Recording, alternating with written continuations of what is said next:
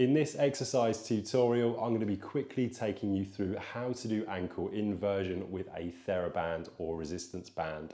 So firstly, I'm going to take you through every single step, but initially we want to go through what ankle inversion is.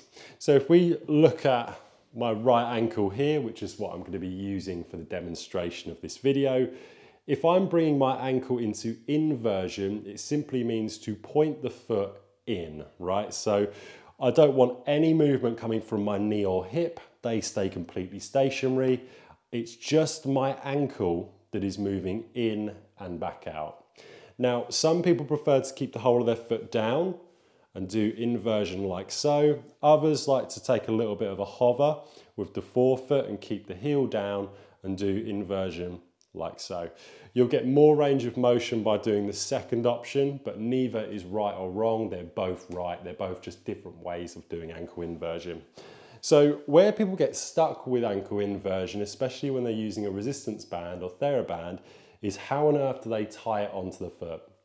There's loads of different ways you can do this, but there's nothing more annoying than doing a Theraband exercise and it pinging off halfway through when you're doing the exercise.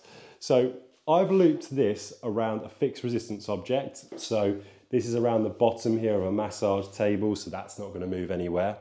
I'm going to put one part below my foot, in the mid part of my foot, and the other part of the Theraband is going to go on top, right? So now what I'm going to do is with that top part of the Theraband, I'm going to wrap that round the bottom of my foot, and then I'm going to bring the bottom Theraband in contact with the top, and I'm going to create a double knot. So 1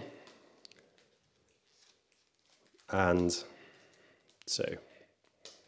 Once I've created that double knot, I'm ready to go. That's not going to go anywhere. So we've got basically a double loop situation going on underneath the foot and then a double knot. So from here, I've got a light Theraband here, which is the yellow Theraband. You can use all types of resistance. It goes from really light to extra heavy. Different brands use different colors, so don't be caught out by that. And all I'm going to do now is I'm just going to bring my ankle into inversion, really slowly control the eccentric phase, so the phase where I'm returning my foot back to the neutral position. And I'm doing this really slowly.